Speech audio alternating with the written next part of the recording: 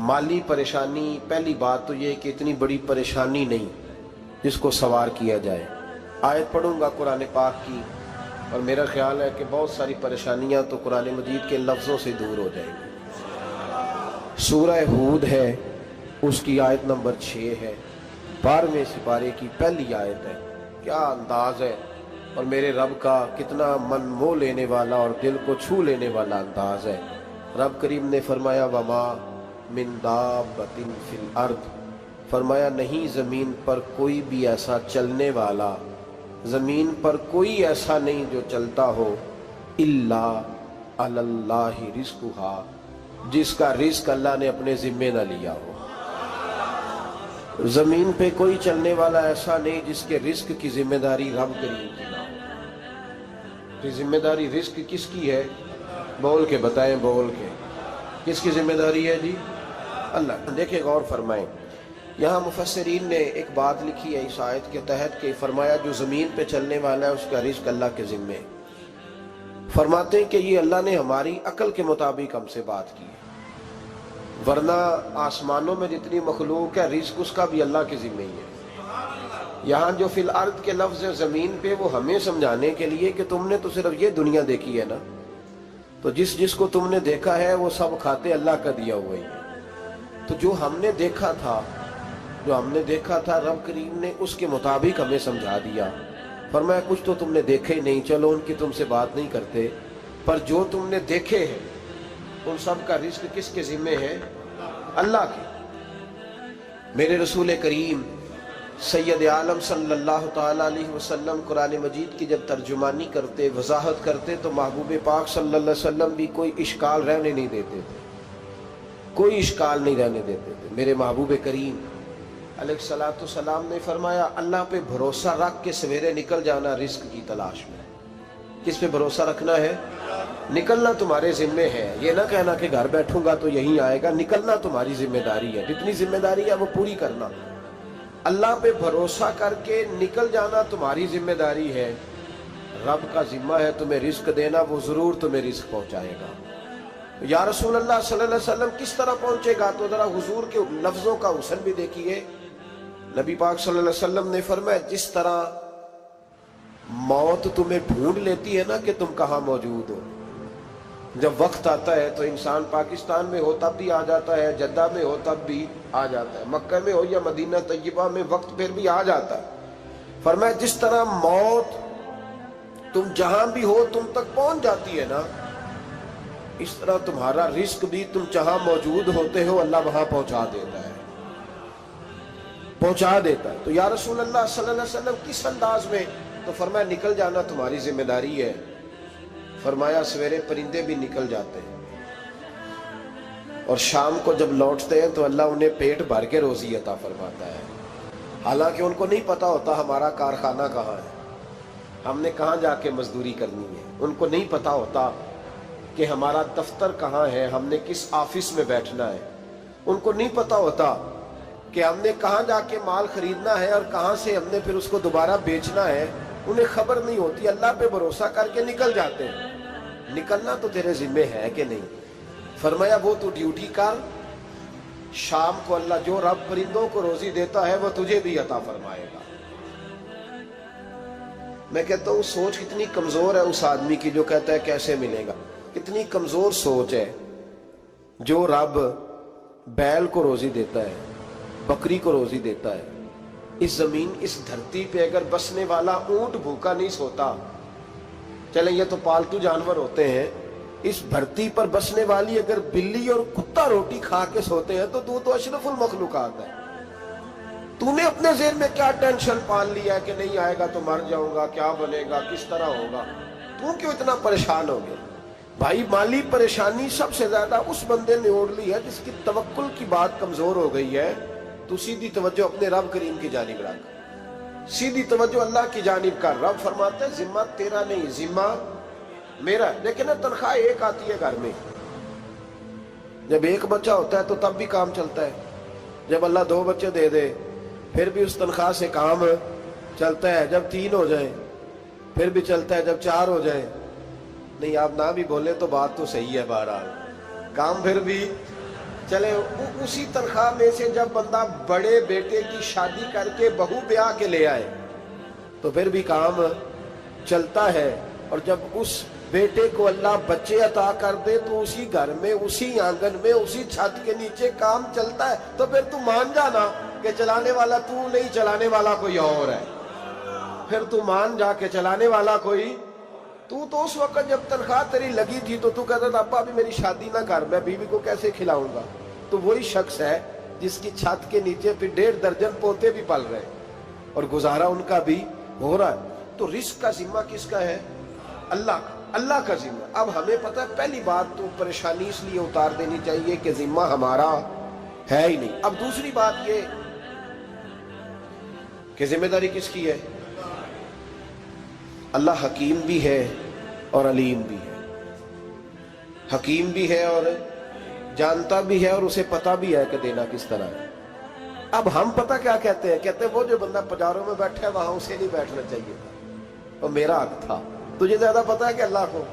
بول کے بتانا کس کو پتہ زیادہ ہے؟ کیوں جی؟ تو آپ اصل ٹینشن پتہ کب لگتی ہے؟ جب بندے کہتے ہیں نہیں وہ پجاروں میری تھی، میرا حق تھا۔ وہ جب گزرتی ہے نا پاس سے مہران کے تو مہران والا ٹینشن بڑی لیتا ہے، حالانکہ اللہ کو زیادہ پتہ ہے کہ وہ حق۔ ایک بات اپنے ذہن میں یاد رکھ لیں، رٹ لیں کہ جو میرے لیے بہتر تھا میرے رب نے مجھے دے دیا، اور بات ختم ہو گئی۔ بس وصل اچھا ہے نہ فراق اچھا ہے، یار جس حال میں رکھے وہی حال اچھا ہے۔ بس جو میرے حق میں بہتر تھا میرے رب نے مجھے، مسئلہ یہ ہے کہ تو اس پہ راضی ہونے کو تیار نہیں۔ حضرت علی کرم اللہ تعالیٰ وجہ الکریم نے میرے نبی پاک کی ایک حدیث بیان کی ہے، اور جناب علی جب یہ حدیث بیان کیا کرتے تھے تو حضرت مجاہد فرماتے ہیں یوں لگتا تھا کہ جیسے حضرت علی ہمیں ہر پریشانی سے نکال رہے ہیں۔ مولا علی شیر خدا رضی اللہ تعالیٰ عنہ فرماتے ہیں کہ مجھے میرے نبی پاک صلی اللہ علیہ وسلم نے ایک طریقہ دیا تھا ٹینشن فری ہونے کا۔ آپ فرماتے ہیں مجھے تو بڑا راس آیا ہے، تم بھی اگر کر لو گے تو تمہیں بھی فائدہ دے گا۔ کہا وہ کیا؟ حضرت علی کہنے لگے محبوب علیہ السلام نے فرمایا تھا لوگوں تم اللہ کے دیے ہوئے تھوڑے رزق پہ راضی ہو جاؤ، وہ تمہاری تھوڑی عبادت سے تم سے راضی ہو جایا کرے گا۔ بس تم 2 نفل بھی پڑھو گے تو اللہ راضی ہو جائے گا، تم 1 رکوع بھی سویرے اٹھ کے پڑھو گے تو وہ راضی ہو جائے گا، وہ تمہارے 313 درود شریف سے راضی ہو جائے گا، تم اس کے دیے ہوئے تھوڑے رزق سے راضی ہو جاؤ۔ ٹینشن اس لیے ہوتی ہے کہ ہم راضی نہیں جو اس نے ہمیں دیا ہے۔ وہ حل میں مزید کی جو دوڑ ہے نا، حل میں مزید کی، بے قدرہ کچھ قدر نہ جاتی، کیتی خوب تسلی ہو، دنیا دار پجاری زردے، کتیاں دے گل ٹلی ہو، بک بک روشن اکھیاں تکیو ویک حویلی کلی ہو، تے کوچ نصیر اساں جد کیتی پہ جانی تھر تھلی ہو۔ تو یاد رکھیں یہ جو ہے نا مصیبت کے مال آ کیوں نہیں رہا، وہ سامنے والا پلاٹ میرے گھر کے سامنے ہے گھر کے سامنے، پر رجسٹری میرے نام کیوں نہیں؟ یہ مصیبت سانس نہیں لینے دیتی۔ موٹر سائیکل کھڑی کرتا ہے نا جب آ کے دکان سے روٹی کھانے آتا ہے، دفتر سے گھر آتا ہے، کاروبار سے آتا ہے، تو جہاں موٹر سائیکل کھڑی کرتا ہے وہ ٹینشن بڑی ہے کہ کبھی میری ہو جائے نا یہ والی جگہ تو میں یہاں بھی بورڈ لگاؤں اپنے نام۔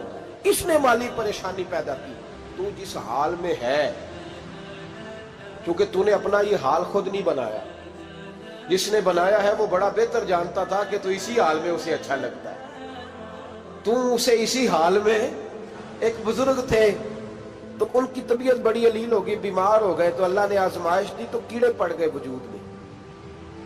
ایک کیڑا یہاں سے کھا رہا تھا، اللہ والے بڑے راضی رہتے ہیں اس کی رضا پہ، تو کیڑا یہاں کھا رہا تھا تو نیچے گر گیا، تو بابا جی نے اٹھا کے پھر وہاں رکھ لیا، کہنے لگے جب اس نے تیری ڈیوٹی مجھے کھانے کی لگائی ہے تو میں اس بات پہ راضی ہوں، تو نیچے کیوں گرتا ہے؟ بٹ ٹھیک ہے کھا، جب اس نے تجھے ڈیوٹی جو تیری لگائی۔ سالبہ بن عبد الرحمن ایک صحابی تھے، سالبہ غالباً نبی پاک صلی اللہ علیہ وسلم کی خدمت میں آئے، کہنے لگے یا رسول اللہ صلی اللہ علیہ وسلم غربت بڑی ہے، میرے لیے دعا کریں اللہ زیادہ مال دے۔ تو محبوب صلی اللہ علیہ وسلم نے فرمایا تو جس حال میں اچھا ہے وہ تیرے لیے بہتر ہے، اس میں تو ہے وہی حال تیرے لیے۔ مشکل ہے نا یہ جواب سننا۔ کہتے پیر صاحب فلان جگہ سے تویز آیا، وہاں تو وارے نے آرے ہو گئے، تو آپ کے ہاں؟ تو میں کہتا ہوں یہ تویز دینے والا اگر تویز دے کے امیر بناتا ہے تو پہلے خود کیوں نہیں بنتا؟ یہ خود تو 150 کا تویز بیچ رہا ہے، اپنی بیچارے کی حالت یہ ہے۔ اگر اتنا ہی تویز اس کا چلتا ہوتا تو پہلے 5 جو پجارو اس کے دروازے پہ کھڑی ہوتی۔ عجیب چکر ہے، اور عجیب جگہ لوگ الجھ گئے، سمجھتے ہی نہیں بات کو۔ یا رسول اللہ صلی اللہ علیہ وسلم دعا کر دے تو محبوب نے کیا فرمایا؟ فرمایا تو جس حال میں ہے نا وہ حال تیرے لیے بہتر ہے، اسی میں رہ۔ کہ نہیں حضور دعا کرے۔ فرمایا سال بعد تو باز آ جا۔ حضور دعا کرے، فرمایا تو باز آ جا۔ 2-3 دفعہ کا ضد کی، محبوب نے فرمایا جا، پھر اللہ تجھے زیادہ پیسے دے گا۔ چند بکریاں خریدی، اتنی برکت ہوئی کہ بکریوں کے ریوڑ بن گئے۔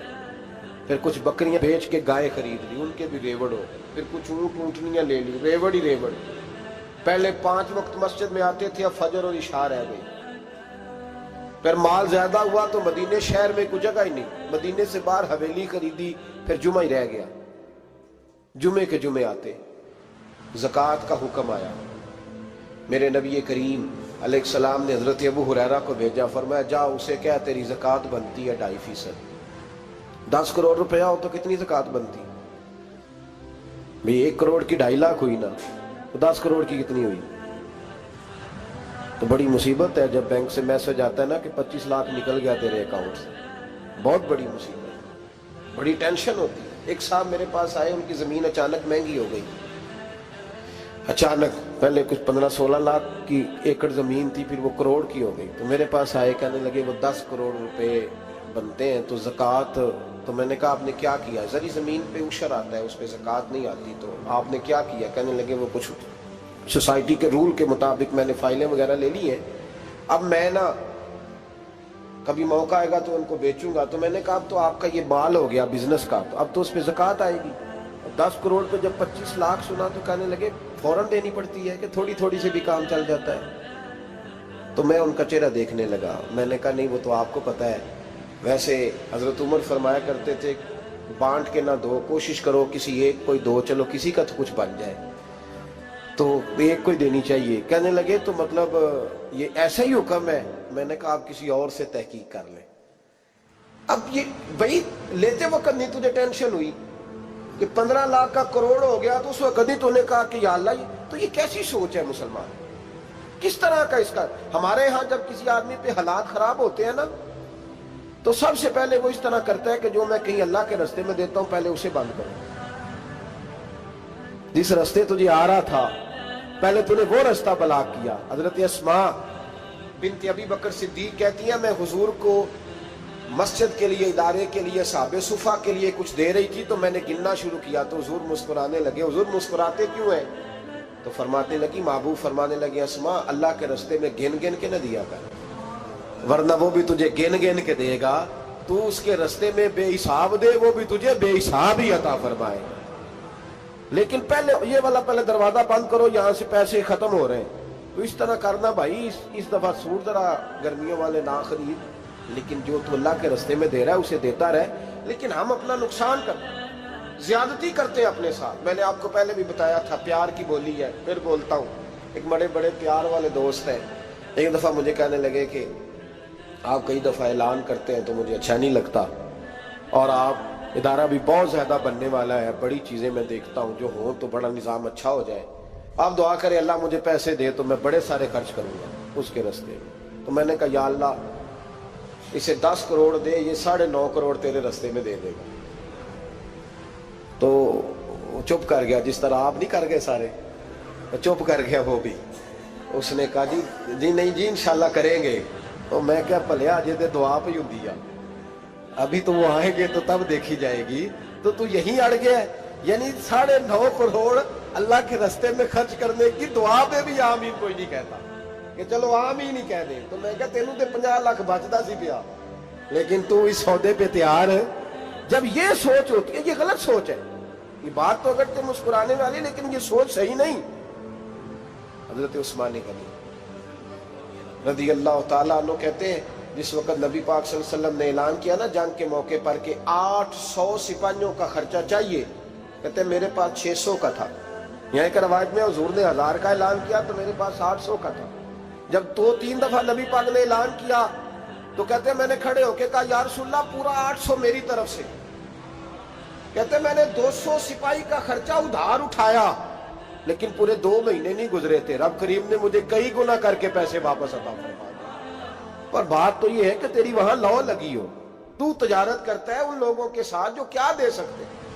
تو سالبہ کے پاس حضور نے پیغام بھیجا، پہلے تو کہا تیرے لیے بہتر نہیں مال، جب اصرار کیا تو اب بڑی برکت ہو گئی، بڑا آیا تو فرمایا زکوٰۃ دے، 2.5% زکوٰۃ ہے۔ اب جب سوچا کہ 5 اونٹوں پہ ایک بکری جائے گی اور بڑا سارا مجھے دینا پڑے گا، اب جب غور کیا تو یہ تو نہ کہا کہ میں نہیں دیتا۔ حضرت ابو ہریرہ سے کہنے لگے نبی کریم علیہ السلام کی خدمت میں عرض کرنا کہ میں خود آؤں گا۔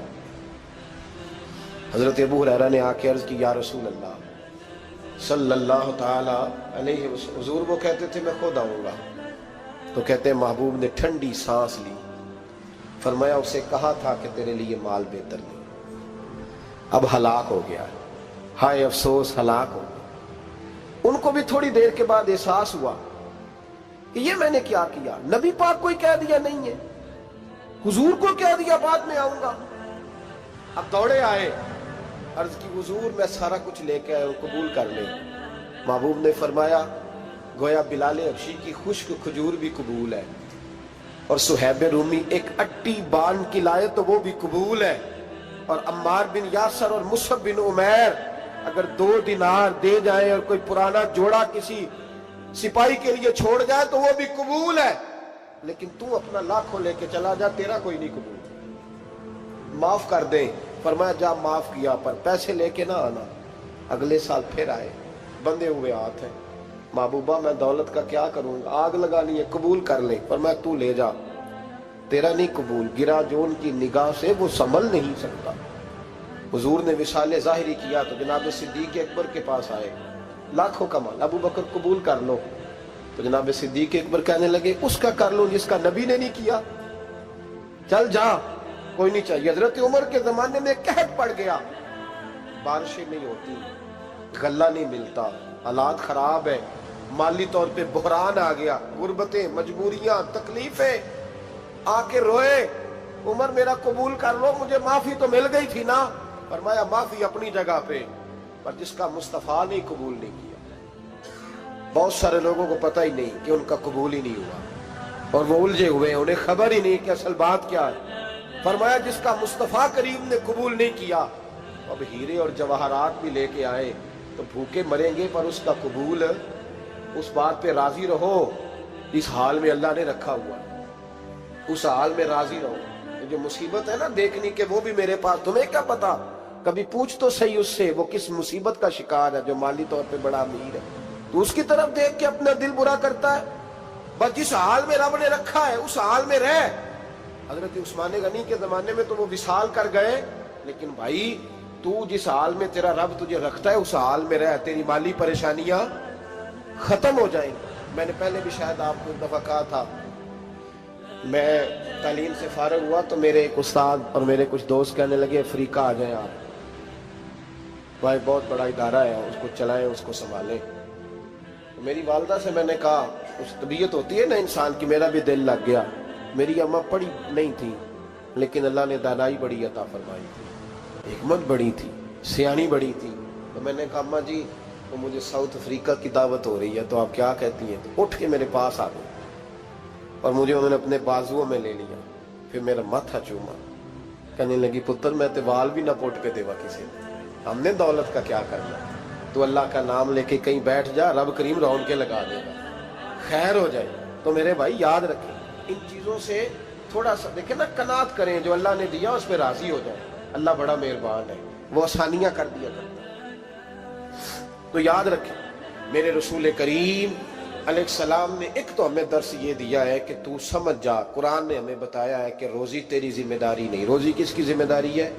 اللہ کی۔ اور دوسری بات یہ کہ جو اللہ نے تمہیں دیا ہے اس پہ تو راضی ہو جا، تیری مالی پریشانیاں ختم ہو جائیں۔ اور پھر حضور صلی اللہ علیہ وسلم نے فرمایا مذہبی طور پر جب دیکھو تو آگے دیکھو، اور دنیاوی طور پر جب دیکھو تو پیچھے دیکھو، پریشانی ختم ہوگی۔ مذہبی طور پر جب دیکھو، جو 5 نمازیں پڑھتا ہے وہ تہجد پڑھنے والے کو دیکھے، اور جو تہجد پڑھتا ہے وہ اشراق چاشت پڑھنے والے کو دیکھے، اور جو بندہ اشراق اور چاشت پڑھتا ہے پھر اس کو دیکھے جو سارا دن مصطفیٰ پہ درود پڑھتا ہے۔ ऊपर ऊपर देखे कि मैंने और नेक होना है और नेक, और जब माली मामला है तो फिर नीचे देख। अगर तू बैठा ना पजारों पे तो फिर टूडी वाले पे नजर कर, उसका क्या हाल है। और अगर तू वहां बैठा है तो देख मेहरान वाला भी तो गाड़ी चला ही रहा है ना। और अगर तू वहां है तो मोटरसाइकिल वाला देख, और तू वहां है तो फिर साइकिल वाले पे नजर। और अगर तू साइकिल वाला है तो पैदल वाले को देख। अगर तू किराए के मकान में रहता है तो फिर झोंपड़ी वाले को देख। और अगर तू झोंपड़ी में रहता है तो फिर भी परेशान ना होना, कुछ ऐसे भी हैं जिन्हें झोंपड़ी भी नसीब नहीं, जो सड़क पर लेटे हुए हैं। और अगर तू तंदुरुस्त है ना तो कभी जाके अस्पताल में देख हाल क्या है, लोग किस हाल में। तो हम शुक्र नहीं अदा करते, उसका नुकसान क्या होता है, नेमतें चली जाती हैं। अल्लाह फरमाते हैं लाइन शकर तुम लाज़ीदन्नकुम, तो शुक्र अदा कर, मैं नेमतों में इजाफा कर दूंगा। तो भाई माली परेशानी का तीसरा सबब यह है कि हम देखते हैं माली तौर पर ऊपर, तो फिर हमें तबीयत बिगड़ती है। और फिर माली परेशानियों के कुछ और असबाब भी हैं। इमाम शाफी फरमाते हैं जिन घरों में लोग फजर की नमाज के वक्त सोए होते हैं उन घरों में रिस्क नहीं आता। आप फरमाते हैं फजर का वक्त अल्लाह के देने का वक्त है, उस वक्त अल्लाह बांटता है।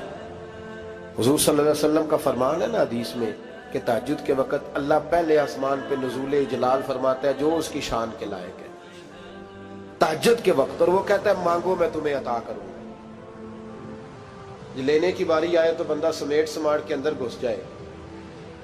हमारे यहाँ ये होता है कि इशा के बाद बच्चे बैठते हैं मोबाइल लेके, तहज्जुद का वक्त आता है तो उनकी आंखें बंद होनी शुरू होती। तो लेने के वक्त तो तू सोया था, तेरा मसला कैसे हल होगा भाई। जब कोई आदमी खैरात बांट रहा हो तो जो प्याला पीछे कर ले उसे मिलेगा। कहते उस वक्त आना जब मैं बांट रहा था, अब तो किधर आ गया है। मिसाल दे रहा हूं, तो फजर का वक्त मांगने का है, तो सारी रात तो गुजर गई गेमें खेलते टीवी देखते, और जो लेने का वक्त था तू सो गया, तो कैसे आएगा तेरे पास। तो उठे सवेरे बंदों से मांग के देख लिया, बड़ी इज्जतें खराब हुई। फजर का वक्त उठ के झोली फैलाए।